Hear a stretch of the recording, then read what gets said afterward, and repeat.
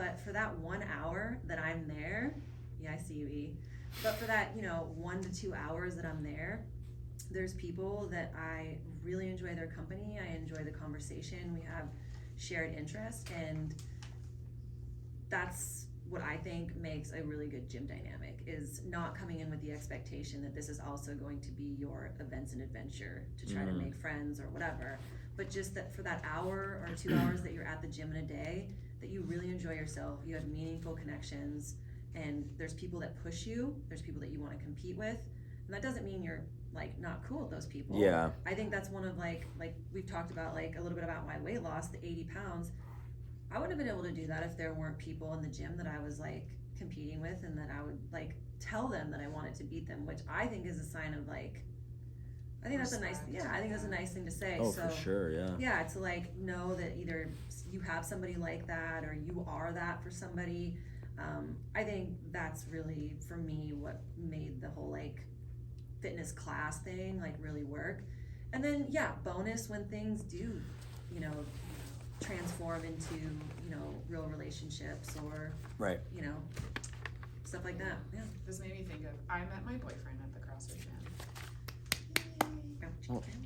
Yeah, and actually for like the first 6 months in the honeymoon phase, everything was great. We would like work out together. Oh boy, here it comes. He was way fitter than me, so he would like coach me on all this stuff. And then we hit the part where it's like not honeymoon phase anymore. And if he said one thing to me, I lost my shit. And I was like, don't stop. And it wasn't because it wasn't valuable. It was just because you can't be my boyfriend and like someone I go home to every day and be my coach and we're gonna work out together. Yeah. It just doesn't work. So what you were saying, yeah, like you have to. Yeah. And that's okay. Be real about Right? it. Yeah. Yeah, whatever no, relationships are. absolutely. I think that's the way to do that. Yeah. It's not. Just to yell at him and be like, shut up. Oh, I meant more like not having your boyfriend be your coach is Well, probably the move. Yeah. You and I've had this conversation before about like whether it's nutrition or personal training or something with a partner is Yeah. way harder, because then it becomes like this personal thing rather than like a very objective, like these are macro numbers or whatever it is. It becomes like, oh shit. Right. So Yeah, that can get dicey. it's rough, yeah. Yeah, it's just, I don't know. I've experienced that enough now to where I'm like, nope, I don't even try to like, you just don't have the patience coaching somebody that you're with that you would have with a normal client. Like your tact is just different. Like the way you say things, you just have like a familiarity that bleeds, it just blurs lines. And so anyways, yeah, like my girlfriend has a nutrition coach. I'm not her nutrition coach. Like I was for a while, but once it gets to a certain point where you're, actually with someone, it's not a thing anymore. So, or it shouldn't be, in my opinion. But yeah, just to like actually answer the question, the blurred lines thing, I'm not going to be hypocritical and say that like I don't really value my relationship. It's funny because we're sitting up here like, yeah, well, you shouldn't do this and that, but like it's also led me to like having some really meaningful like friendships. So like, but it's like a numbers game. We see hundreds of people throughout the week. Do the four of us go to baseball games and stuff? Yeah, absolutely. Do I expect everyone that I meet to like be someone that I'm gonna have a close enough relationship with to go to a baseball game? Yes. Does it pan out? No. No, I'm just kidding. I don't expect that. It's like, but look, when you start coaching, I do think that early on in someone's coaching career, they want everyone to be their friend. And they do think that that's the way of like gaining trust and whatever, is becoming someone's friend. And I've had situations like that where once you do enter that, well, not friend zone, but like you're in the friend coaching zone where they view you more as a friend than like a mentor or someone they would take advice from, it's tough to wear the other hat after that. So if you can wear both, that's a unique relationship. Like obviously like I'm friends with Ian, I coach him on nutrition, etc. So that works, right?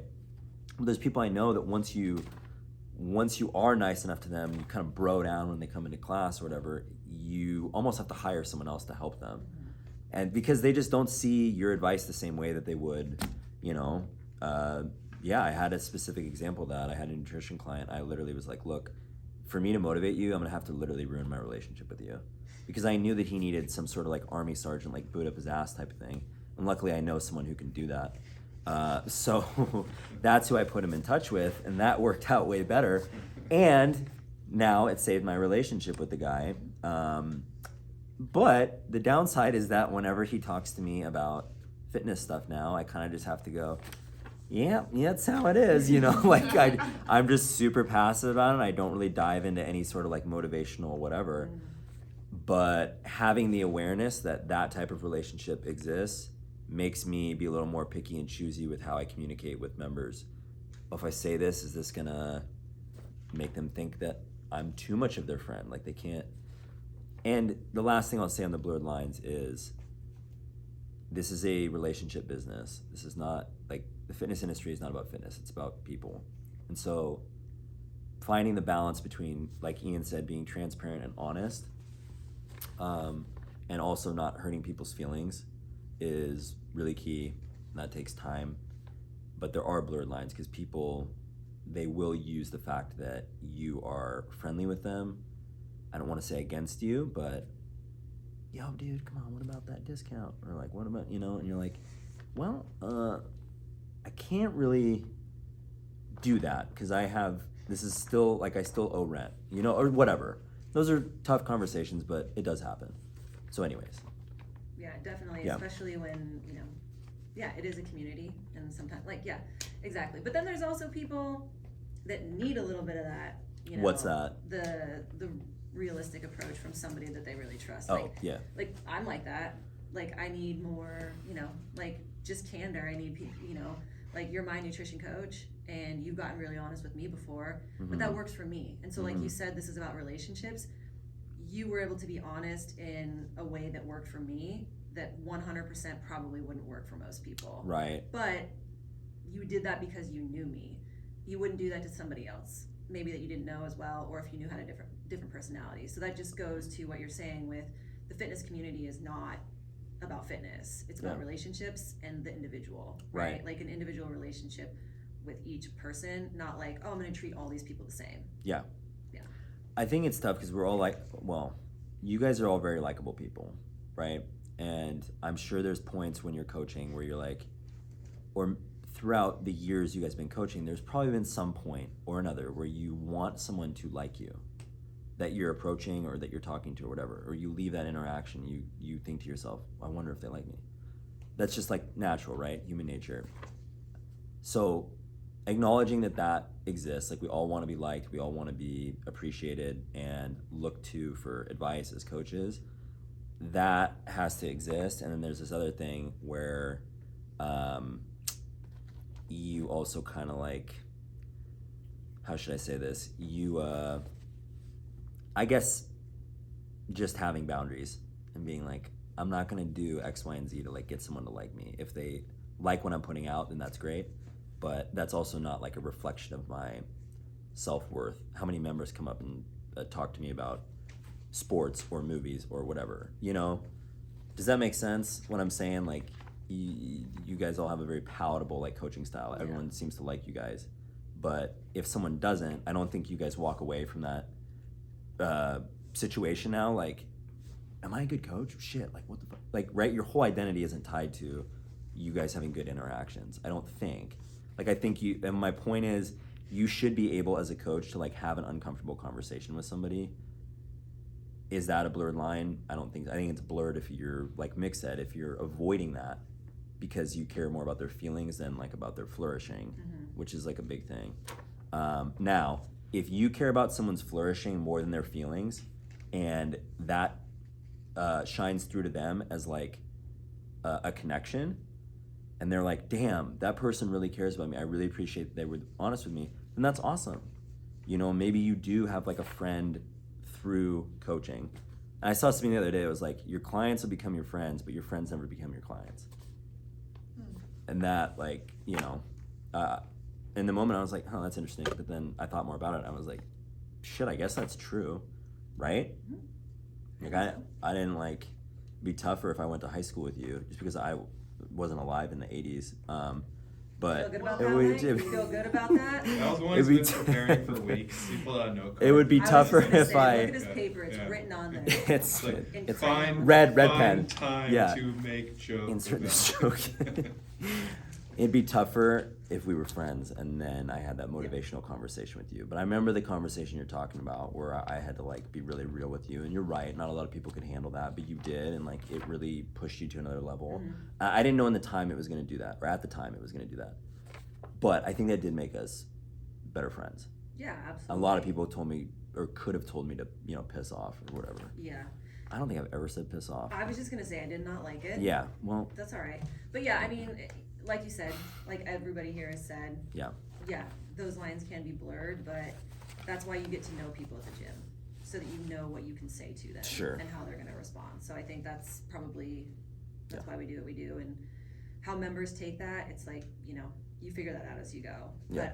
But so speaking of members, like kind of growing, a gym, growing spaces, like you've opened a second location, right? So talking about the strength in the community or gyms, like can you have two gyms that are located pretty close to each other that have their own success and like their own, kind of vibe, but like still fall under this like umbrella of the same like mission?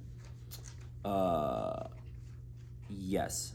I think if they're under the same company or the same ownership, right? I think it's a little different if your competing gym is a mile away. Mm-hmm. Is that what you're asking me? Yep. So yeah, that's a little bit of a different scenario. Like if I'm down the street from, whatever, I'm trying to think of a name of another CrossFit gym that would be. You guys get the picture. If you open up and you're 2 blocks away from another gym, the whole like strength and community thing and like, well, we can all flourish or whatever. Like, I don't know.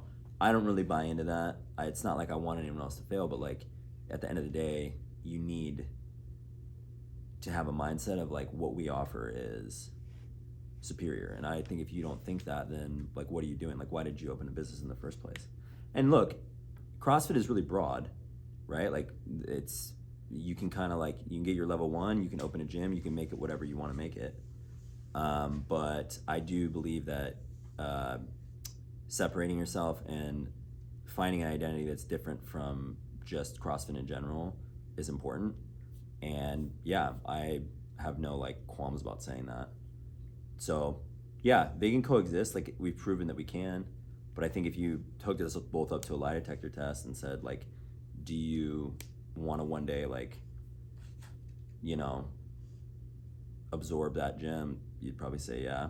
Yeah, for sure. I mean, it just goes back to your point of kind of continuously forward thinking and wanting to like grow your business, because at the end of the day, it is a business and you're in the business of helping people, but it still is a business. And so like, having that awareness, and again, you guys have talked about it, seeing that trickle down to your coaches and your members also plays a big part too.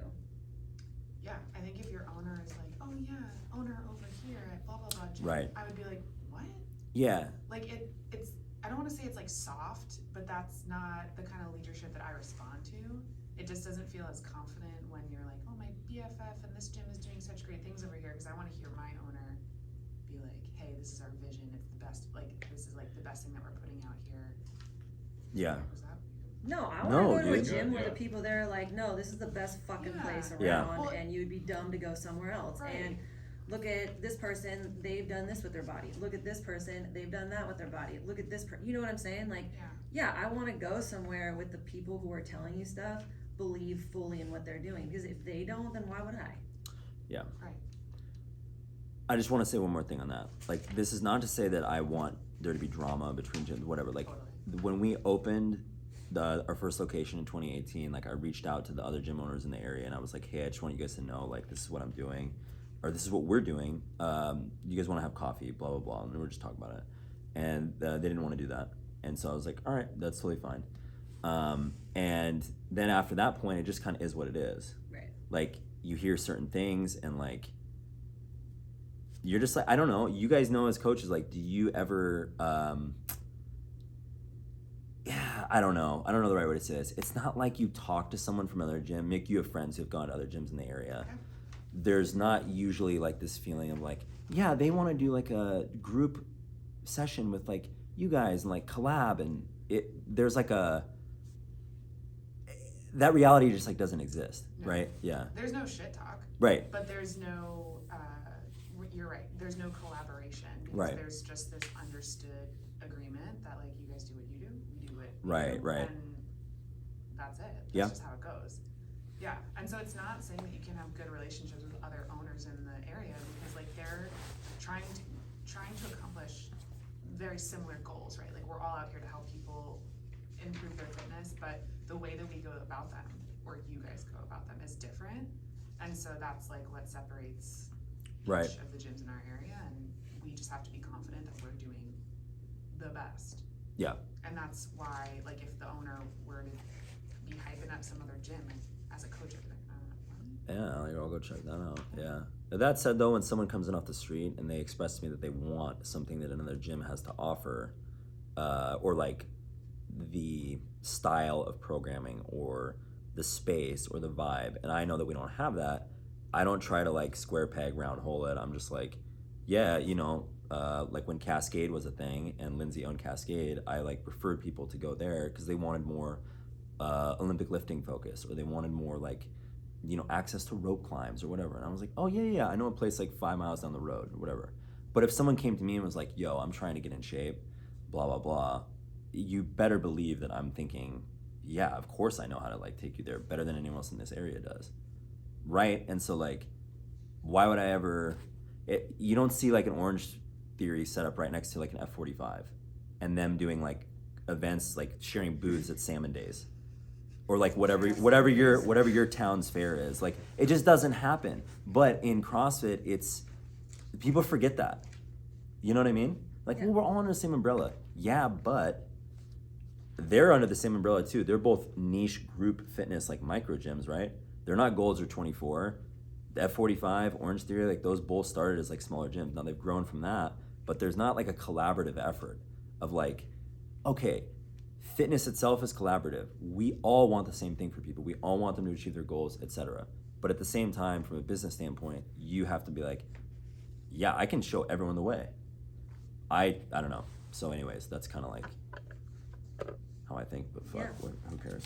I'd agree. Well, I think we covered a lot of, the ins and outs of the micro gyms and group fitness classes, our experience, on the positive side of everything that, CrossFit and group fitness has done for us. So we're gonna cut this one as part one. We'll be back for part two, talking a little bit more about motivating our clients, what we've seen, what we wish we could tell some people. So, come back.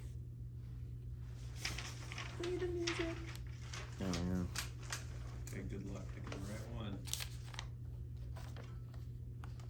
Oh my god, that was the longest silence ever. sorry. Um, I need to get up. My legs are sticking to this. Will you shut that off? Yeah.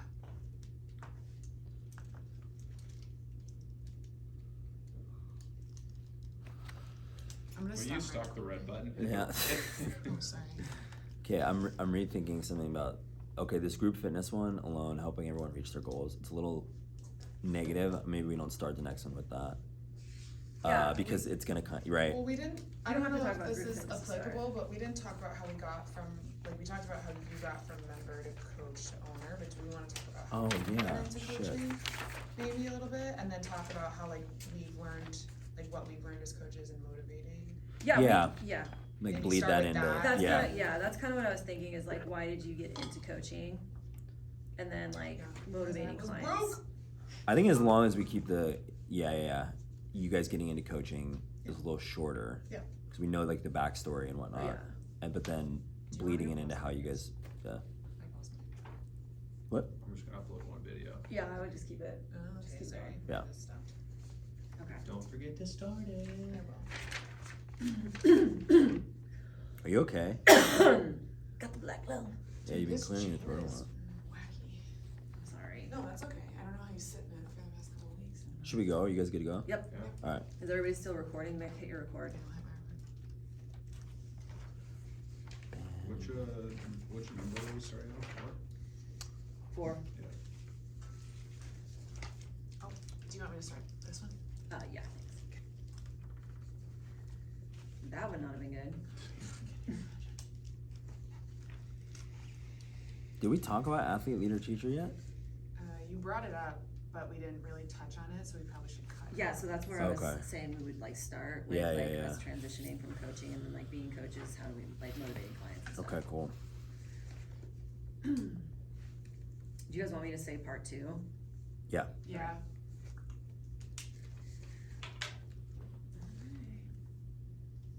Alright, you guys ready? Can you mind it? It's recording. Yeah, you're recording. Okay. Alright, cool. Alright, ready? Yep. Alright, in 3, 2, 1. Hey guys, welcome to Fitness Unfiltered. This is part 2 of the podcast. We are talking about what makes gym successful. In part 1, we kind of ran down everything that goes into group fitness classes, the experiences that we had, what makes micro gyms, you know, a good place for people to see results in their fitness. And then moving forward with part 2, we're more talking about, you know, how we went from members to coaches, what we see like as coaches in our clients, you know, things that we want for them, how we motivate, what motivates us. So, yeah, talking about just coaching and what it means to you guys to be a coach for group fitness classes. Yeah. Yeah, so I got into coaching basically because I knew I liked to help people, but I also needed a flexible job that worked with my master's degree. And I was a good athlete, and so naturally I was like, oh, well, if I can like do this stuff, then I can tell people how to do it.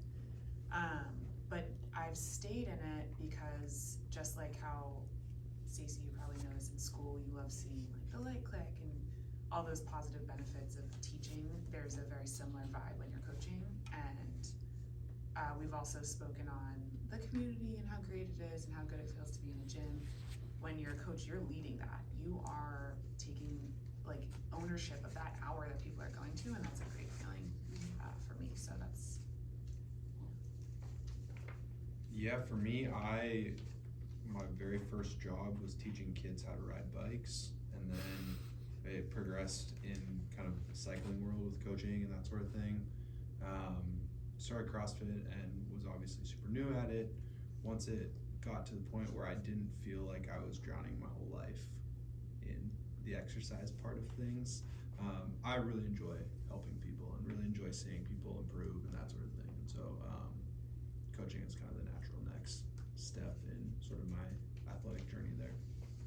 Yeah.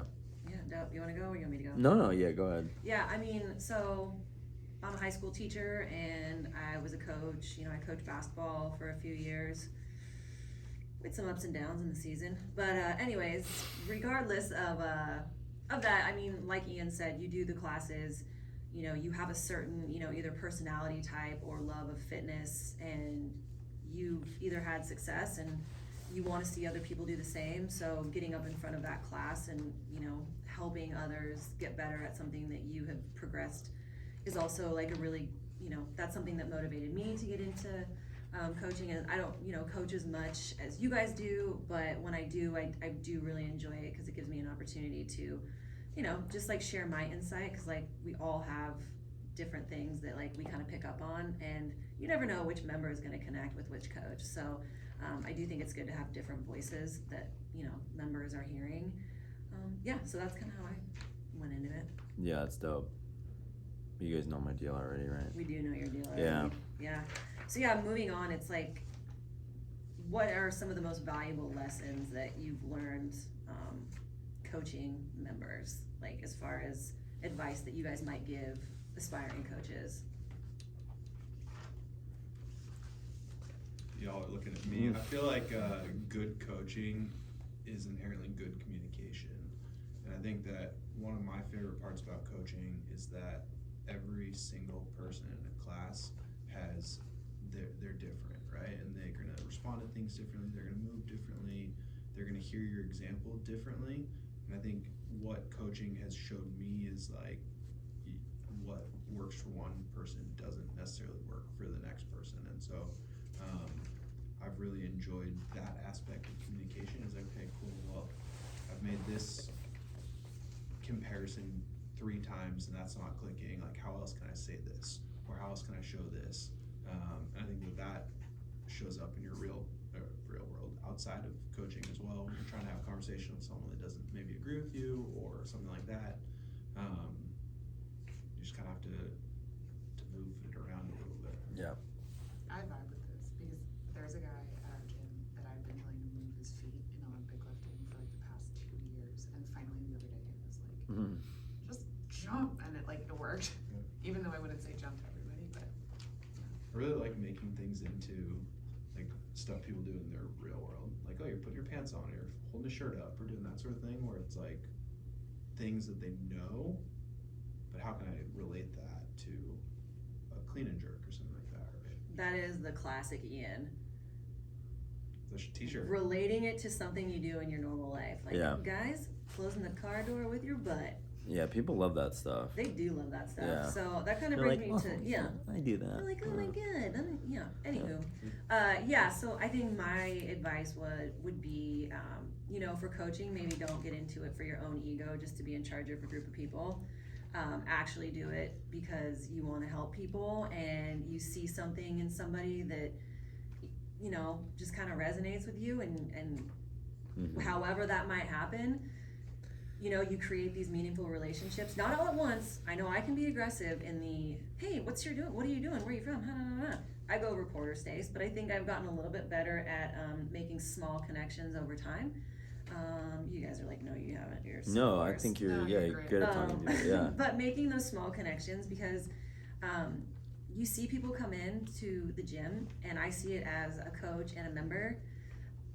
It's like already scary enough, I think, for a lot of people to walk into a group fitness class, and making each client or each person that comes in feel seen, or at least acknowledged for just like a short, 5 minutes. It doesn't have to be somebody they're standing there, babysitting or talking to every time.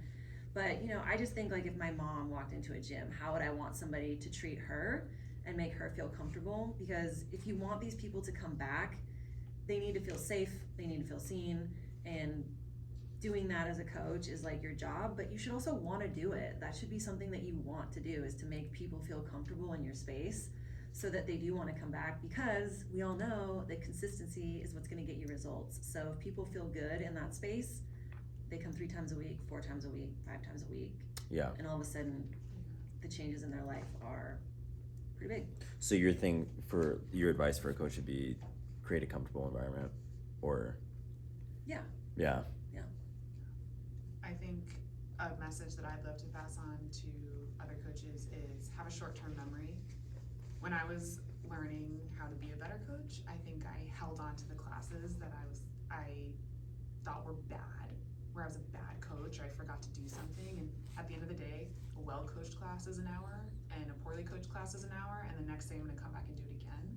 So reflect, take note on what you missed out on, or maybe didn't do well, and then move on, because your clients don't care about yesterday's class. They Yeah. care about the next class that are coming in, so. Yeah, I agree. The only reason I laugh is because I've had times where I've had like a horrible class, and I carry that energy into the next class, and it's like when I'm briefing them, it's like I'm blaming them for the last Yeah, class. yeah. Like, all right, listen up, and then I'm like, Wait. look, you guys clearly blah blah blah, and they're all like, what the fuck? We haven't even started lifting yet. But it's some of like the most like focused times I've ever been is when I've had like a really, really rough class coaching. It kind of like, I don't know, just fucking, it's like sticks a needle in you a little bit, and you're like, okay, can't do that again. Let me turn this on. And then a lot of times figuring out how to channel that energy so you're not like barking at the next class, you are completely innocent, is like a huge part of it. But short-term memory is a huge thing. My jokes bomb all the time, and I gotta still repeat them every hour, hoping that they land for somebody, and still no, never. It's the worst when you have to sit through it like 2-3 cycles. And they I'm just like, don't- did Ian still here stretching? Fuck, yeah, damn it. Well, never mind. Joke. Yeah, or yeah. You remember the time Jeremy was coaching? He told you guys to leave the room so he could repeat his joke. Sure do. Anyways, you see all types of stuff, class to class. Every coach has their own little like strategy on how to move on from a shitty experience, but yeah.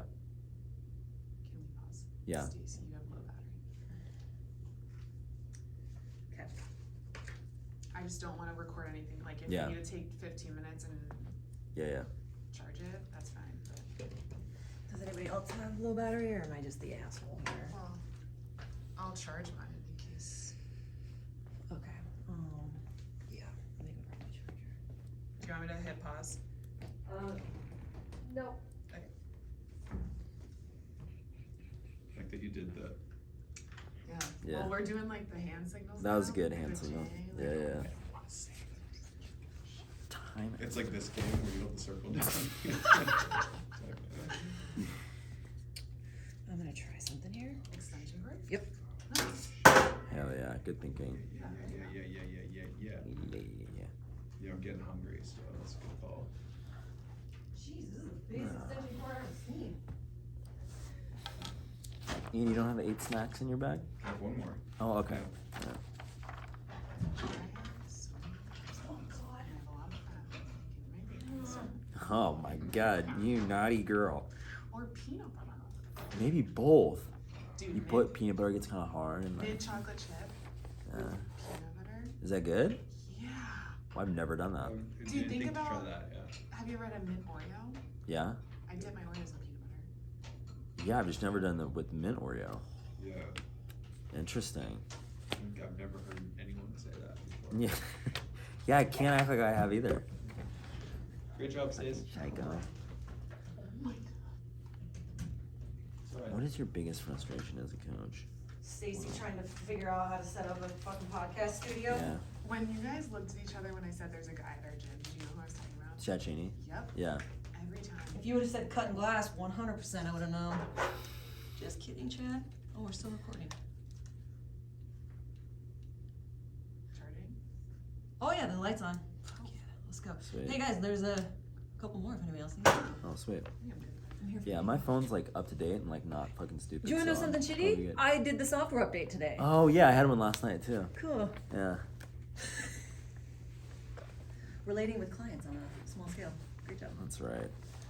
You had a software update too?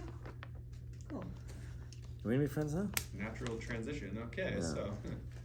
All right. Oh yeah, you did that software update too? Yeah, yeah, alright. Yeah, Alright guys, yeah. gather around the board. You know that fucking software update, dude. But then he comes back 3 weeks later, and that's the one thing that he brings up. Mike really remembered my software update and And fuck whatever. really love me. Mm-hmm. Okay, we were doing the coaches. Yeah, we just did Valuable lesson, valuable yeah. lessons to a new coach. So now we're on to Valuable biggest frustration. Okay, let's keep it somewhat positive, gang. Everybody lean over and make sure your across partner is in the screen. Yep, you're good. I've not moved in 2.5 to 3 hours. I can see you, I got you. Yeah. Okay, Mike, I'm gonna say something too. You gotta stop playing with the clip. Oh, is it distracting you? It's not distracting me. Okay. I'm just thinking about editing the Oh, reels and yeah. having your hands be like this the whole time. Oh, I thought they were down low enough. You guys couldn't see me trying to attach it to my PP. You We saw you doing I saw you trying to put on your nip. Nuh-uh. No. That was Okay, so what? early I stage. can't I put it on my see it. chin. The chin. That's Okay, I I can't see will it in stop the fucking frame, with it though. But I can see your hand. Sorry, okay. And then yeah, people yeah. are gonna It's think like- you're going like, Yeah. I'm like, what's he fucking oh, doing? you really think a lot of yourself out here. Well, you said giant boner when Diane pulled up, so. I like when you go, you said giant. You said giant. giant. Your words. Okay. All right, okay. All right. So All right, here we go. third Yeah. bullet point. Yeah, Coaching. I'm good. I got you. All right, guys. So we, after talking about some of the things that we would tell starting out coaches, yeah, it's not all sunshine and rainbows. So some of the biggest frustrations that you guys come across as a coach. Mm. Yeah, Yeah. something that I've come across and that I've also experienced as an athlete, so I think maybe I'm just more attuned to this, is when people will either leave the gym because they're not seeing progress fast enough, or when they complain, they're like, oh, but I'm blah, blah, blah, and I should see more, I should be stronger, I should be able to press more, I should be able to do this by now. And the harsh reality is you have to be realistic about how long the process for your goal is gonna take. So if that's like a body transformation, that could take years, like depending on where you're starting. If that's, you wanna be a better gymnast, that could also take years, and this stuff is not quick fix, and if you're getting a quick fix, odds are it's not gonna stick around for long, so it's just hard to see people who are expecting, you know, instant results. It's not ramen, like you have to kind of let it sit and simmer. Did you just think of that? No, Oh. well, yeah, I did. Oh. Yeah, it just kind of. Nice. Yeah, totally. But Another yeah, week, I'm- another reel, right? Yeah. it's all about food. But as an athlete, I can get into that mindset, and I have been there where I'm like, God, I've been doing CrossFit for 5 years, and I still can't get more than 2 strict handstand push-ups. Like, wow, like that should be something I should do by now. But all of our journeys are different, and you have to be dialed, and you have to take a look at what you're doing and make sure that your goals are in line. And So, I agree with what you're saying, and my mind went to comparison is kind of the thief of joy, right? And you're like, oh, I can do 2 strict handstand push-ups. And I'm like, cool, I can do 0 strict handstand push-ups. But where I see this showing up with members is not being aware of like how cool their improvement is. I think that's one of the things I like the most about coaching in the same place, the same times, the same days, is you do get the same group of people, right? And so I've been able to see like even these like micro improvements that people are making. I remember that shit and like, oh, well, just because that person is deadlifting 400 pounds, like, yeah, but you couldn't deadlift 95 last month and now you're at 115 or whatever it is, right? And so I think like that's something that, I mean, frustrates is not the right word, but I think that like you're taking a lot from individual success if you're not able to see that. Like, Right. Yeah, Mike, go ahead. You can go, actually. I'm curious to hear what you have to say. Oh, I mean, honestly, like mine's kind of a mixture of both of theirs. Like you said on the last episode, like the curse of being a coach is you probably want things more for other people than you do for yourself. Even, you know, if we've had a lot of success of our own, like you know how that feels, and you just want that so badly for like other people, especially when they're investing their time and their money. You know, it's like you're here, like let's get the most out of it, the other 23 hours that you're not here. Or, you know, the other kind of frustrating thing for me is, you know, when people have a goal that they want to do something, but they're not aligning their actions with that goal. And what I mean by that is mostly like consistency in the gym, where it's, you know, you have people that have these goals, they haven't set a plan of action, and then after like 3 months they wonder why. But if you went and looked at their attendance chart, they're probably averaging 3 days a week in the gym, and then of those 3 days, like I'm sure you're going to be tired for one of those days. So just having like a realistic like conversation with yourself about like, what are my goals? Like again, if you're a casual member that's just there to get that 1 hour of work a day, and you're not trying to like, you know, improve your deadlift or lose 20 pounds, it's like, this makes me feel good, I'm going to do it. That's a totally different story. But you know, if you are somebody that's there for, you know, a specific goal, then, you know, having the goal set, having a plan of action, and then, you know, sharing that with your coach. You know, if you need somebody that wants to like hold you accountable, like I told you, that's a really big reason that this worked for me, because I had somebody other than just myself to report to. So if you're somebody that goes to the gym that has a goal, I would encourage you to share it with your coach. Right. Yeah. So, yeah, okay. I get what you're saying. Yeah. Okay. Yeah, my frustration, again, ties into all 3 things you guys said. People trying to like DIY their way through fitness. I kind of talked about this in the last episode. Like, you don't see this happen in any other realm. Well, you do actually. Like, think about this example. Like someone who wants to DIY build a house. They buy a starter home, and then they think that they're saving money by putting all this like. I know people who have done a DIY home building process for 8 years, and it costs more money than it would have cost in the beginning to just buy something that was like turnkey. And they think that they're saving money. People who don't like invest in like a real estate broker or whatever, and then they end up like trying to sell the house on their own, and it's just like, you know, it's 10 times more time consuming. And you know, I have relatives and friends who try to do this stuff on their own, try to learn about macros, or try to learn, and there's nothing wrong with learning, but my mindset is like, if I don't know how to fix my car, I know guys who know how to fix cars. I pay those guys to do it. I don't want to spend the time to like learn how to do it. Now, should I know a little bit so if I get stuck on the side of the road? Yes. But that's like people knowing just enough to like go into a store and be like, I need protein. I should get chicken. Like that's as much awareness as I need about my car. I need to know how to change a tire, but outside of that, like, you know, if I fucking, you know, if I have it sitting out for 18 days in the winter and it doesn't start up, I don't know what the fuck the deal is. I call a dude who knows what the deal is. I'm not gonna go on YouTube and start researching all this shit because I don't know what the right answer is. I want someone I trust to tell me what to do. So my biggest frustration is when I can tell people are asking me questions to piece together the answer that they want. What's the deal with programming? What's the deal with this? When are we doing that? It's not that I get frustrated with the questions, it's that I know they only want the answer that they can like take and leave and then be like, oh, well, maybe I could do this on my own, or maybe I could like blah, blah, blah, or you know what I'm saying? Mm-hmm. It's just like a vibe you get when you talk to someone about it.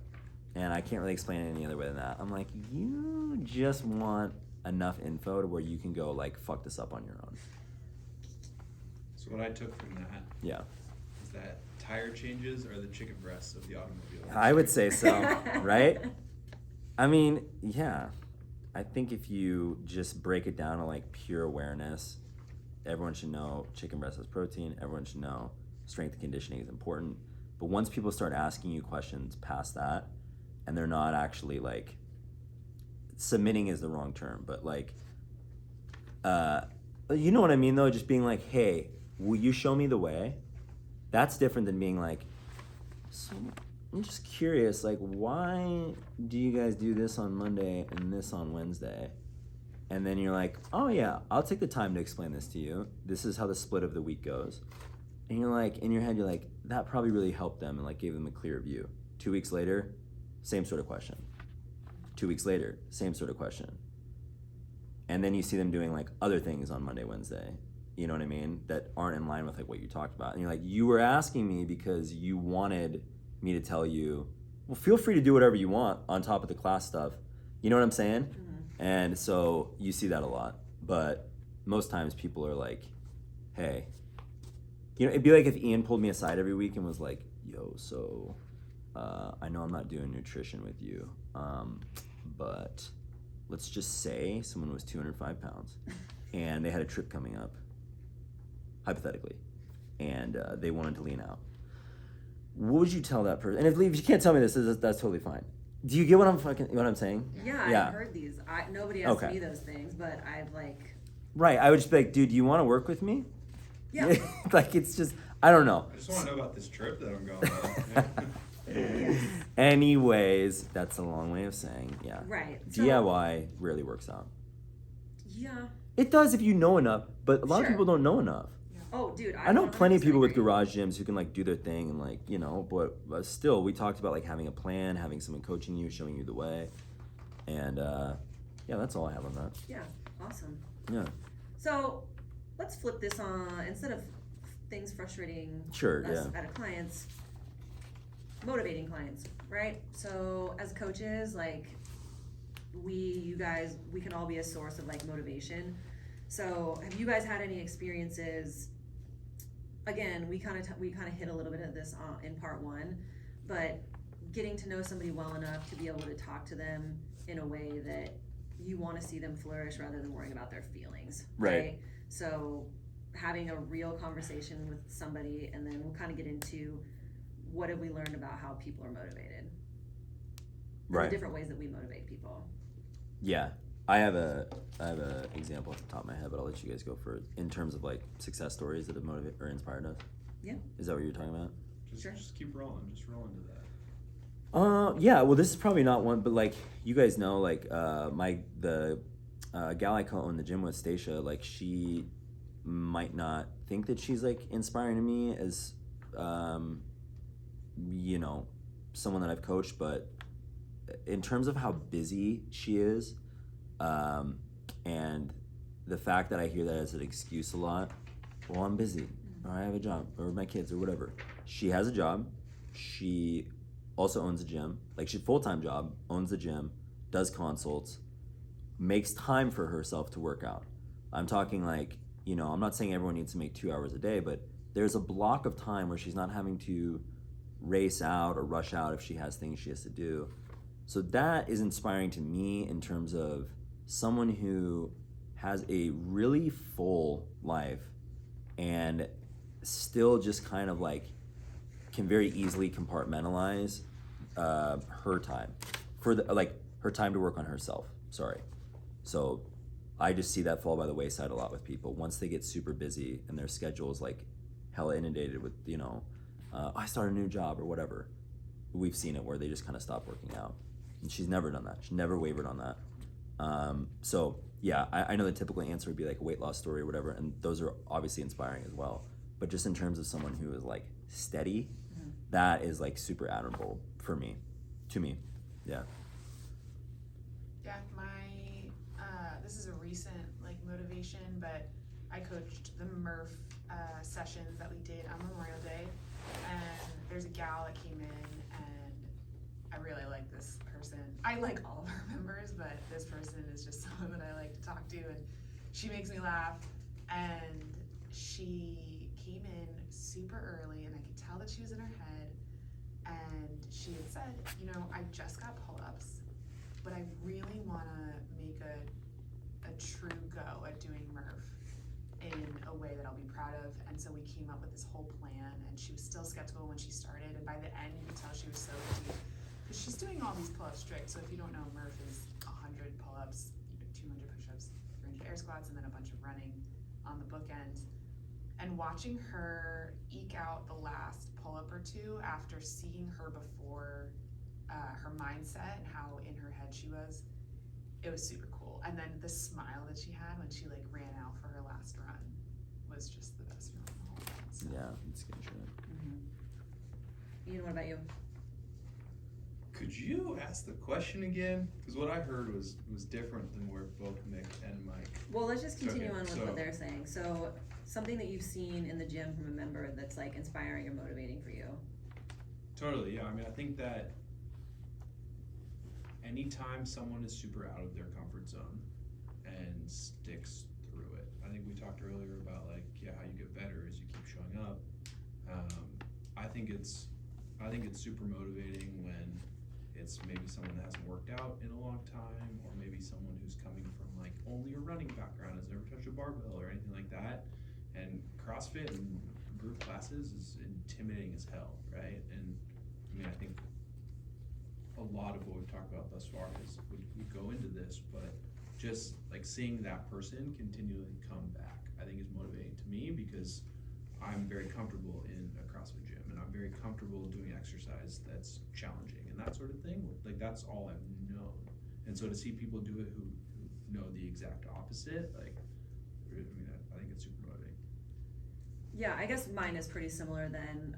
Coaching a lot last summer, in the time slot that I did, you have a lot of like people that would come in and be new, or maybe not have a lot of confidence in like their strength, right? And this goes for a lot of women. I think a lot of women come into the gym, they've really never done anything with a barbell. And so seeing some of the members that we have from where they started to where they've ended, or where they are in their journey with like weightlifting and barbells, I think is super inspiring for me, because I know like I think a lot of women get into this like headspace where strength training is gonna make you big and bulky, and strength training is not feminine, or you know, just like a lot of narratives like that kind of exist now, or that's not as much now as it used to be, right? Yeah. Like, you know, don't lift weights, you're gonna get too bulky, right? I think almost every female has probably heard that in their life. But seeing women of all ages and sizes and experience levels come in, start doing the strength training, and then stick with it, and seeing all the benefits that come along with it, not just the weight loss, that is something that's really motivating for me to see as a coach. Like, I really enjoy that, so, yeah. Right. Yeah. No, I feel that. So, now that, I mean, we talked about something that like motivates us, but like speaking of motivation, like every client is motivated in a different way, right? So what are some of the things that you have seen, if any, on how people can be motivated? I mean, I talked a little bit about this earlier, right? Like the client I had who was not taking my like kind advice to heart, I guess, or they were just kind of dismissing it. And then I put him in touch with a different coach, and what the different coach did was he basically like reverse bet this guy that he couldn't hit the macronutrients that he was giving him. So they started out working together. Let's just say like the price to work with my friend is like $150 a month, let's just say. So he goes, hey, so instead of $450 for 3 months, you're gonna pay me $1,000. And at the end of 3 months, if you do exactly what I say, like I'll give you back the other $550 and you'll have paid $450. And that was what got him to actually do what I was unable to get him to do. And I remember talking to my buddy, and this is like a mentor, you know, and I was like, what the fuck? Like, how did you know I did it? And he was like, yeah, that guy's just motivated by money. He's like, not everyone's motivated by money, but like once you find out what someone is motivated by, it's really easy to connect with them and like push them in a certain direction. And so like you talked about how we had that conversation where I was really straightforward with you, and at that point I had learned enough about you to know exactly what you were motivated by. But you're also a very realistic person. You know, you're pragmatic in a way to where you're like, this is how the world exists. I want to look this way. It makes me feel better to look this way. There's some people that don't just buy into that worldview. And so it's tough. You have to get a sense on how someone views themselves, how someone views like, I guess, society in general, and like where they fit in with that. And then you can kind of make your decision on this is where I'm going to dive in and try to motivate them. But yeah, that money thing, I would have never thought about that. I was like, that is some next level Jedi mind trick shit. Well, that's like But- personality type too, right? And Yeah. I think that where my mind went with this is like motivation depends on the actual person's goals themselves too. Like I think that someone who's trying to get ready for the CrossFit Open, or maybe they're a semifinals athlete, is going to require a different type of motivation than someone who's just like trying to get healthier and just trying to show up, right? And I think like my tact will change entirely with what I suggest to those type of people. Because like I know that the person that's just trying to get healthier doesn't care about like where their chin is at in a butterfly pull-up. Like, so I don't need to motivate in kind of that direction. And so I think you just have to play it on, like with that example you brought, he was motivated by the financial side to reach goals. Yeah. So you have to look at like what the actual performance or health goal is for him. But what about like if Mick's a semifinal athlete or someone who's close to semifinals? If you, I mean, you were like, let's just be real, like you're getting closer and closer each year. The way you motivate Mick, or the way that I motivate Mick, wouldn't change based off if she was getting ready for semifinals versus if for 3 years she let herself go and now you needed to lose 90 pounds.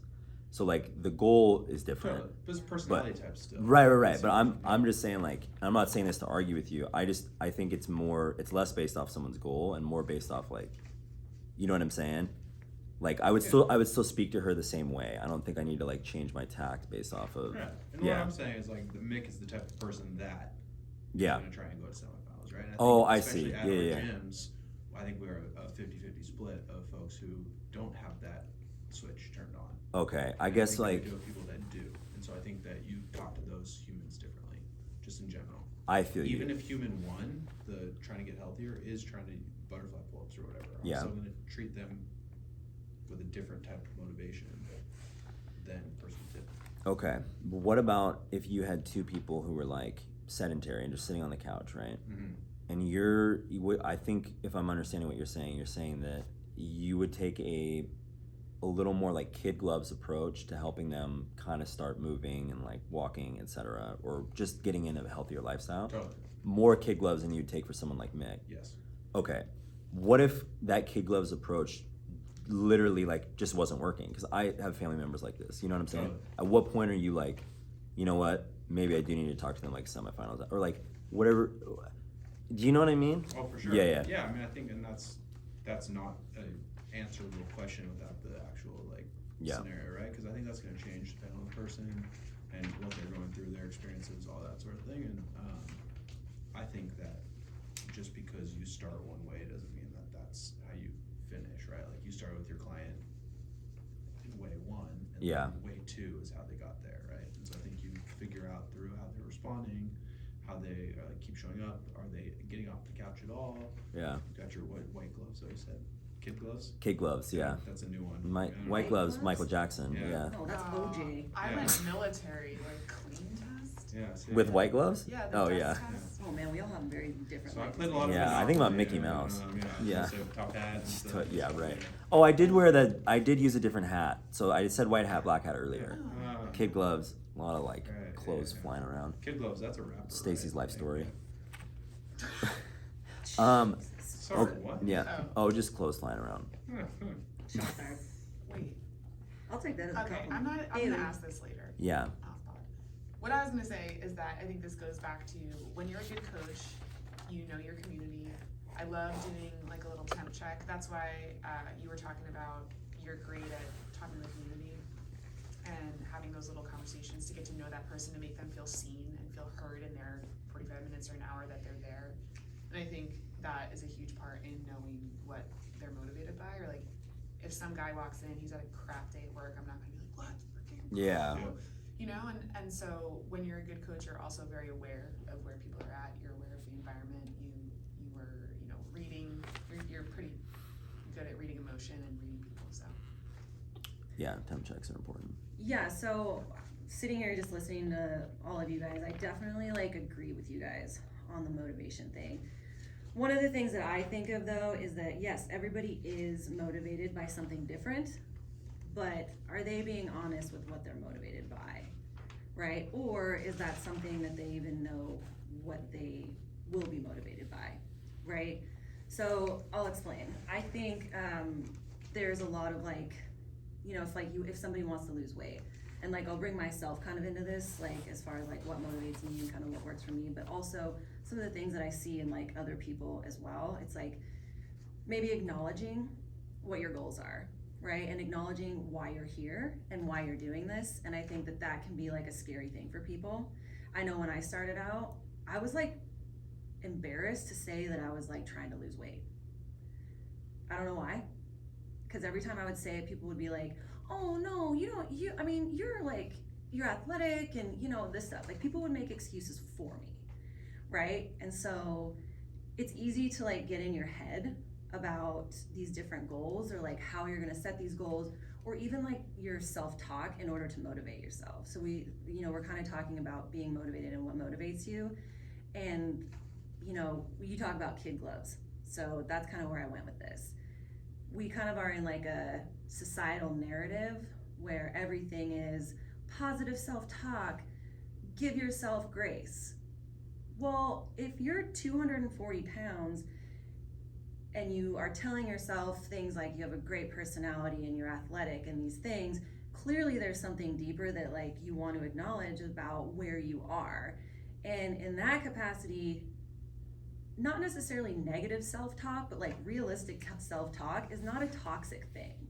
I think it gets a little bit difficult for people to like maybe have that real conversation with themselves about what they want to achieve and why, or like maybe it sounds taboo, right? So saying like, I'm gonna work out every day and I wanna lose weight because I wanna be hotter, right? I think a lot of people take that as, oh, that's like super vain and that's like not a great thing to say, and that's, you know, that's only on the outside. Well, of course I wanna be healthier, right?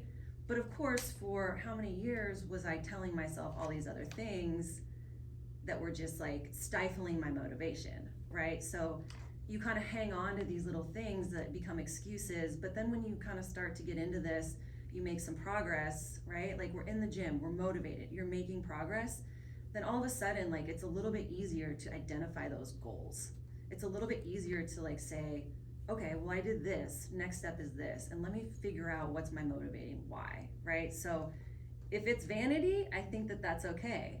Or if you need to have like a hard conversation with yourself and say, get your shit together. What are you doing? You know that like deep down you would like to be 80 pounds lighter. You're just making excuses, or other people are making excuses for you. Like figuring out why. And with the conversation that I had with Mike, that was like a hard conversation to hear, your nerves only get struck when things are true, right? So if something is not true, you don't get defensive and fired up and freak out. But when somebody calls you out and you know that there's a shred of truth, that's when you get fired up and that's when you're pissed. But when you take a step back and think like, oh, well, why am I pissed? Oh, well, because he's right. You know, so like, I know like that can come across as like toxic, but I know that for me, that was like the biggest motivator, is realizing like, okay, that's why that stung so much. Okay, now what can I do about it?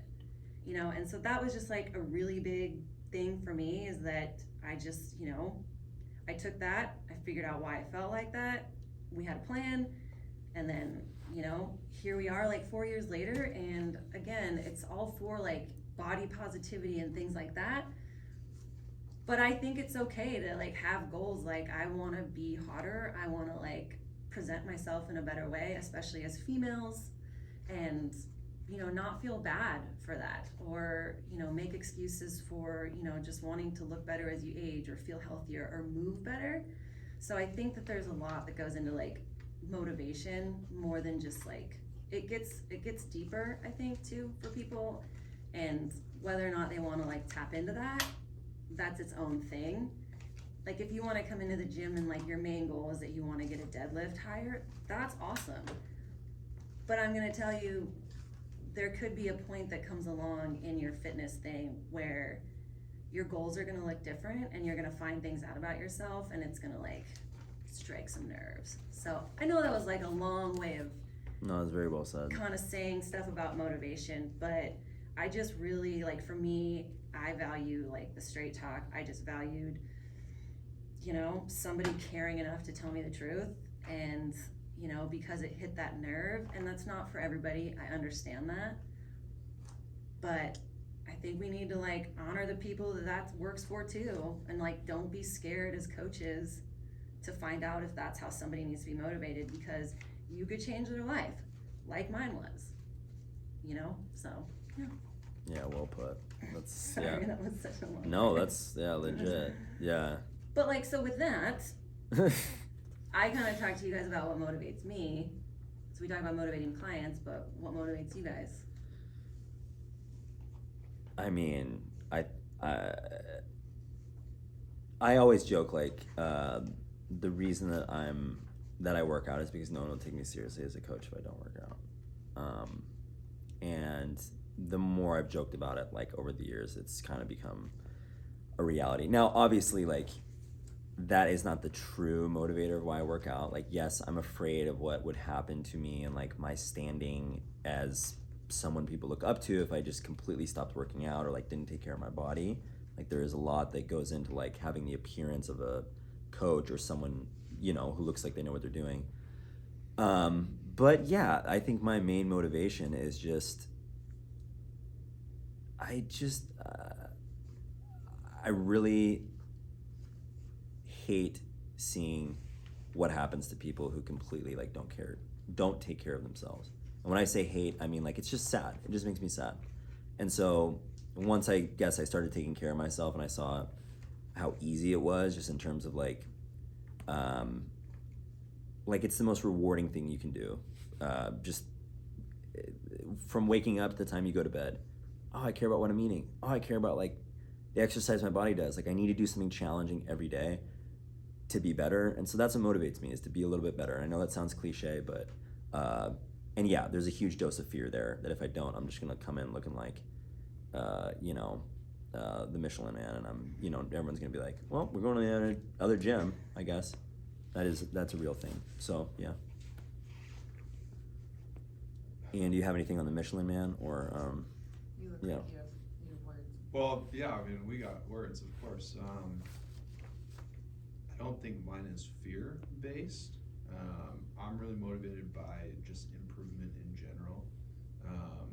I love training, and I love getting better. So just doing anything like that where I can see that improvement. I think it also would be super dope to be like, I don't know, buff, old, white-haired, tattooed guy. A silver Hell fox? yeah. Yeah, dude. Pretty That's what I'm talking about. Pretty here. excited man. for that stage of my life. Like Yeah. maybe get like a Filson modeling gig or something. Yeah, yeah. With an axe on one side and Well, now that you're having a kid too, you'll have gray hair in a couple years. I So know. that'll be It's, fun. I'm just thinking about it. It's already coming out. So Nice, yeah. Okay, mine's gonna sound kind of vain. Well, you can't Did- top that. Did you not just hear my 5-minute talk about just I Well- want to be hotter? You're gonna, Mission this is failed. like, She's like, I've got a 6-minute talk. and the Michelin Man is Yeah. not involved. no, he's not. So it's no secret, I've grown up playing sports my whole life, and it's also no secret that the kids or the teammates who are the best get the most attention. And they get the praise and they get like the kudos. And that's freaking cool. Like, we don't hear about the people who ride the bench in the NBA. You hear about the Kobe's and like the John Morants, and like you hear about all. I think we're really- hearing about Ja for different reasons, Yeah. but I appreciate you doing the But basketball. he's also reasons. like a Yeah, really great he's a player. stud, yeah. Like Mellow Devontae Ball, Ball. Yeah. big ball. Oh yeah. What? You like the Ball brothers? Yeah. The I just fact like that you Mellow. didn't say Mello's- Jokic yeah. or Butler in any of this, Mellow Ball is a stud. Okay, fine. Pete Alonso. No, I love Mellow Ball. Yeah, Right. I'm with you. Pete Alonso. Yeah. Big fan of Pete. Mm. Yeah, like those are the people that get the limelight. I'm not here to be like, I want to be in the spotlight all the time, but when I think about what motivates me, like, hell yeah, I want to stand on top of the Yeah. podium, and I want my mom to repost the Facebook article. You know what I mean? Yeah. Like, there's a cool thing about that, and fitness is a passion of mine, so why wouldn't I want to go out there and be the best version of the athlete that I can be? And maybe that will never be standing on the podium. Maybe I'll never make it to semifinals. But like, shit, I'm gonna do everything that I possibly can Yeah. to get there. And like, yeah, I'm close. In the big scheme of things, I'm close, right?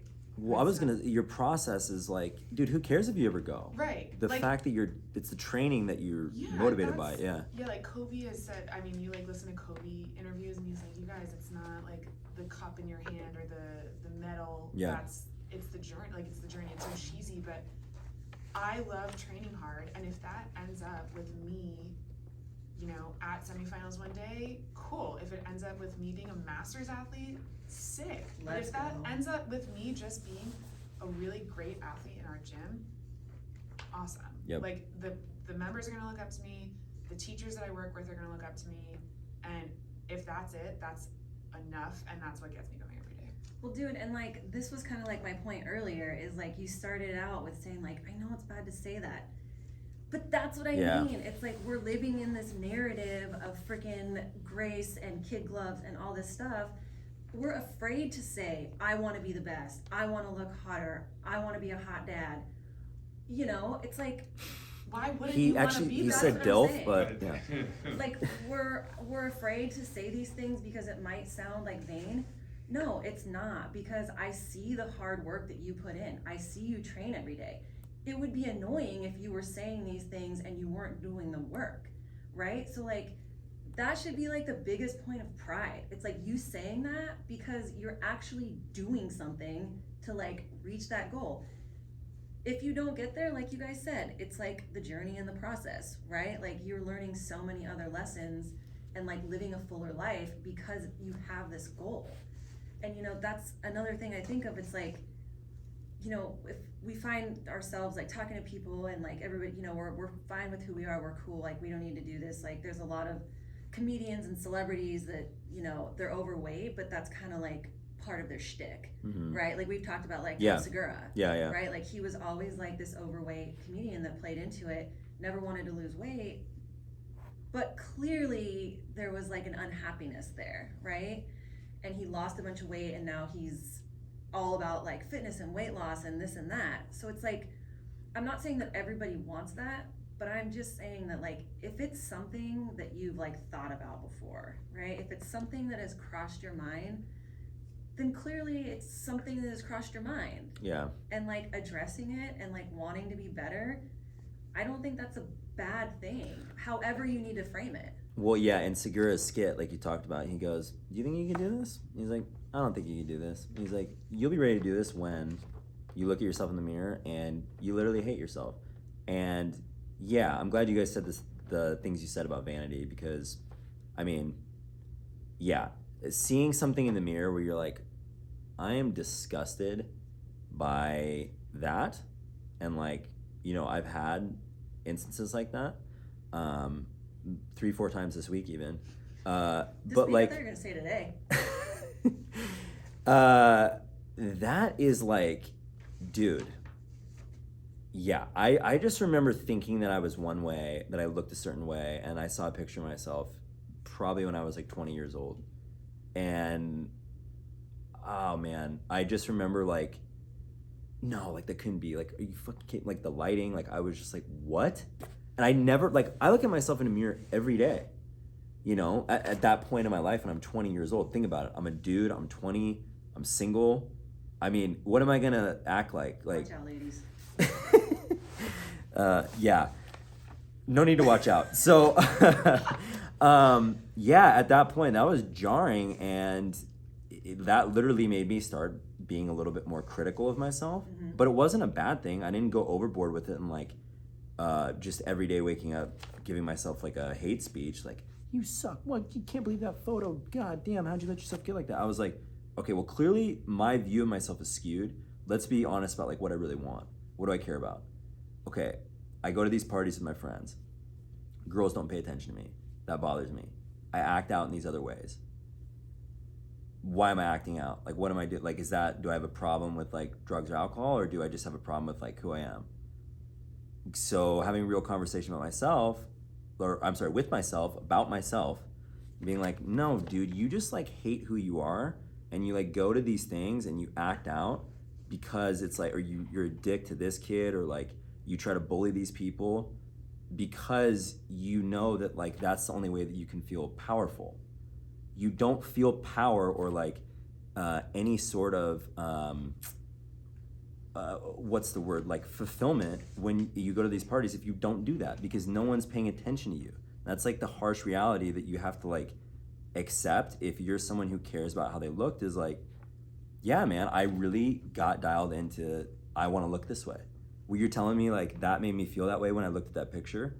Well, there's got to be a way I can change my body.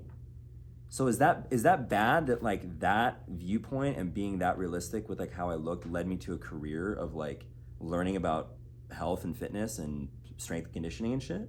I don't think so. And helping people do the same And helping thing. people do the same thing. Now, the frustrating part is when you can't have that honest conversation with someone and be like, what do you think of when you look in the mirror? Like, you're coming to me 100 pounds overweight and like we're acting like this is about your health, which it is. But at the same time, like, if I got you healthier and you still stayed 100 pounds overweight, you'd be upset with me. But you don't want to tell me that you're here to lose weight. You don't want to tell me it's about aesthetics, because that's vain. Right. So I'm glad you guys said what you said. Like, I do think that there needs to be more, well, not positive talk, but just like, it needs to be accepted to be like, yeah, I do care about how I look. And that is motivating for some people. And like Mick said, being on the podium and shit, absolutely. Yeah, and it doesn't, go Yeah, ahead, sorry. no, I was just gonna say, like, you know, I've read about it. I'm sure it's a great feeling. But yeah, man, like once you experience something like that, fuck. Like that type of like, You crave it. oh, The you amount of crave it. pride. You crave Yes. it. And like, was I able to get on a podium at one point in my CrossFit career? I've been lucky enough. Once, because I had a partner who did all the overhead squats in a competition. She really cherry picked the right event too, or the right, like, whatever. It was in Stoneway, which is a street on Seattle. So anyways, had a good partner. Another time, had a really good partner. He ended up pushing the sled the entire last event of a workout. Another time, I just happened to weigh like a specific amount. I earned the most points on like one of the lifts I did. So I've been lucky enough to like experience feelings of like standing up on a box and being like, fuck yeah, like my work paid off. That was 10 years ago. I'm still motivated now. Do I have an event like that every year where I'm like, yeah, fuck, I need to like step up on the box again? No, but like Mick said, it's knowing what that feels like and knowing the training that I did to get there. Mm-hmm. I still do that shit. I still apply the same discipline because I know, not that I could go do that, but the training was really what I enjoyed. It wasn't the stepping on the box. That was cool, sure. And I hope that doesn't come across like a humble brag. It's just to say like, you know, if you pick the right CrossFit competition, you can probably go win. That was not my point. I'm kidding. But you get. But like, okay, I want to touch on one thing that you said. You Yeah. said that you look in the mirror and you hate yourself. That's not always the case. I was looking in the mirror thinking I was awesome. No, that was my point. Up until I saw the picture of myself when I was 20, Right. I was like, dude, I'm buff. I just thought I was okay. You thought you were an 8. I thought I was an 8. Nope. 80 pounds overweight. And Yeah. because when you are like, you talked about why am I mean to people? Why am I this and that? Yeah. Because we all put up like a different shield, right? Like it doesn't matter what your shield is. Your shield could be being like the most social person there. Your shield could be investing yourself in all these like clubs and activities and So you're wanted. yeah. Yeah. And, yeah, all these different things. Like that could be what your shield is. Your shield, you were funny and snarky and blah blah blah, and like, you know, And outgoing, Yeah. and like I brought people together to go hang out, and which are all great traits. exactly. But that's the thing. It's like you can still like yourself. Like that's what I'm saying. Like even when I was at my heaviest, I still really liked a lot of parts about myself. Yeah. So it's not all about like the Yeah. toxic self-talk, but it was just like once I got into this rhythm of like working out and eating better and prioritizing the things in my life, and now that I've gotten here, yeah, sometimes it is hard to look back on, but it's also like Mick is saying, it's also awesome and it feels incredible because I am here and I know all the work that I did to get here. If this was something that happened overnight and was an easy fix, yeah, I probably wouldn't have the same feelings. Wouldn't mean shit. Yeah. Right, but now that we are here, it's definitely something that I take a lot of pride in. And we talked about this on the last episode, like we think other people can do this too, and I really, really do want to have that belief and faith that anyone can do this. But there has to be something like internally motivating or driving you to do the everyday things. Not to set a goal to say, I want to lose 80 pounds. You need to have something that is motivating enough that you're going to not eat all the things that you want to eat every single day, or track meals every day, or carve out 2 hours a day to go to the gym. That's what you need to find as a motivator. For some people, it's kids, right? Like, I want to be able to play around with my kids. That should be the biggest motivator of all. Like, I don't have kids, so yes, my motivation is vanity. But like, it's vanity as like an aging female wanting to like age gracefully and feel strong and like Right. powerful as I get older, when most people say you should start feeling weaker as you get older, right? So Yeah. like whatever it is, just be ready to like have that motivation for all the daily stuff. Yeah. It's Sorry. good shit. I just Yeah. talked for a while. Oh, it's good. Yeah, Love it. a little bit. Yeah, I appreciate what you said. It needs to be said. Okay. Yeah. Thanks for listening, guys. You 3 and the 4 people at home. Love you, Ellen and Carol. Shout out. Rose. All right, so now that we've gone on our tangents, let's like kind of just wrap this pod up with what do you wish that you could tell people that are kind of sitting on the couch listening to this, maybe unhappy? Like, what's one thing that maybe you could serve up that might be a motivator, or just something you wish you would have known? Yeah. Do you guys have anything on this right off the top? I do. Go ahead. It is a privilege to move your body. Stop taking the opportunity to move your body for granted. Stop telling yourself that exercising is so hard. It is a blessing to be able to go into the gym and move my body every day. And so, for those of you who are getting off the couch, you go to work every day because it's your responsibility. You wouldn't just take off a day of work because you don't feel like it. But people do that with workouts. So start viewing your fitness as a responsibility and start being grateful for the opportunities you have to move your body, because not everybody has that opportunity. Yep. Mine's a little bit I'm less serious, I think. I would tell someone that, like, honestly, each week is gonna keep getting better. And so if you look at, the day is hard. Yeah. Like, getting to the gym is challenging, food prep or whatever it is, that's all hard. But next week is gonna be better. The week after that is going to be better. And so you just have to keep going, because there is better days ahead. And especially when you're first starting, like with this question, it's like someone sitting on their couch, like, those changes are gonna come real quick too. And like, you're going to have these, they're just right ahead of you. You just have to keep going to get them. Yeah. Stays. Yeah, so mine, I'll go two-parter, a little bit more internal. So my thing is, if you've had a thought about the way that you feel or the way that you look, it's inside you. Don't ignore it, right? A lot of people will have these feelings and be like, no, I'm okay, but like, I'm doing this and that. If you've ever had a moment where you have these thoughts of like, God, I can't even walk up the stairs right now. Or, man, my skin looks not great. Just if you've had any thoughts about like not liking where you're at, then like that means that like your subconscious is probably trying to tell you something, right? So from there, my biggest thing would be to find a gym, find a trainer, find like a person, and make a plan. Like, you don't have to do it on your own. I think for people starting out, it's really helpful to have people around them to support you and kind of like move forward in your journey. And then also, like, with that same support, I would tell the people in your circle, like, if you're trying to make a better change, like, tell the people that surround you, because then you're gonna have more people holding you accountable. Yeah. And then I went through this. It felt embarrassing. Like, I was embarrassed to tell people and my friends that I was like trying to lose weight and I was doing this and that. But when you do, then they're on board, and it just makes things a lot easier. And then also, like, it's like this weird way of putting it out into the universe. Like, if you go up to your friends and say, hey guys, I'm really trying to lose weight, like, I want to be able to run this or do that, whatever it is, it just makes it a lot easier to achieve those goals, I think. Yeah. Or like get started and keep going, because your friends and family will be like, well, how's that going? And like, you'll want to be able to report back something good, I'm sure. Right.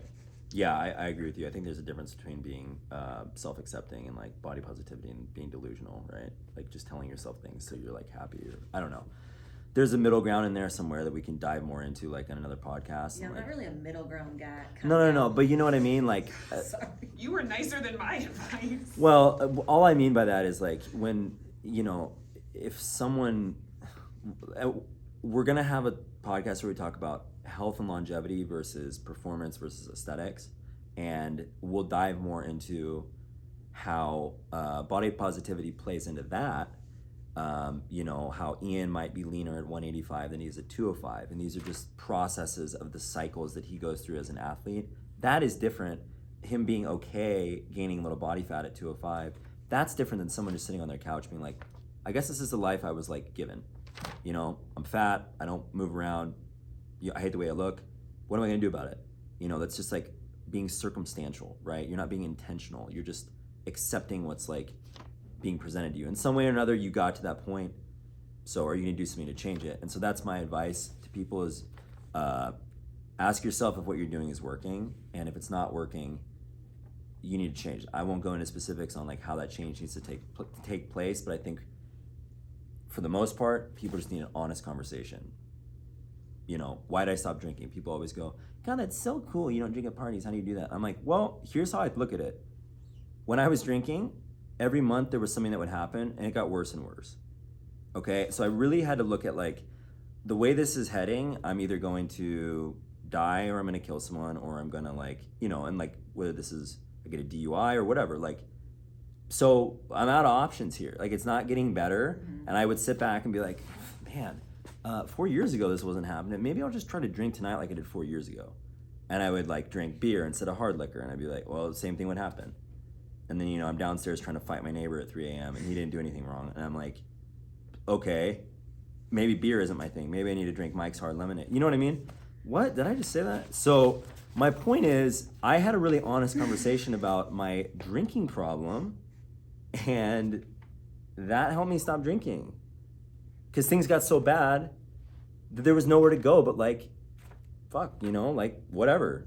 As bad as it can get, rock bottom. So, like Tom Segura said, find your rock bottom. Like, if you don't think you're there, you're having to have this conversation with yourself, am I at rock bottom? You might be. So be realistic and then make the change from there. But that's a conversation not a lot of people have with themselves, So that's my advice. Just be honest, assess how things are going. If everything's getting worse, change things. That's hard, but you gotta, yeah, that's where it starts. For sure. Yep. All right, well, I think that's a good place to end this pod, part 2. Thanks for hanging with us, gang. See you next time. Bye. Peace. See ya. Ellen got emotionally charged. That's great. Ian's over there like, what is happening? My advice was so not in line with all of your advice. Yeah, it was. What do you mean? Yeah, I'm what? gonna You stop talking about your this. podium advice? No, my advice to people on the couch. I was a total dick. And you guys were like, yeah, it's okay. Find a coach. Look I for someone don't that know, matters. dude. I thought it all like synced up really well. I'm glad you said that stuff because then it made me sound like less of an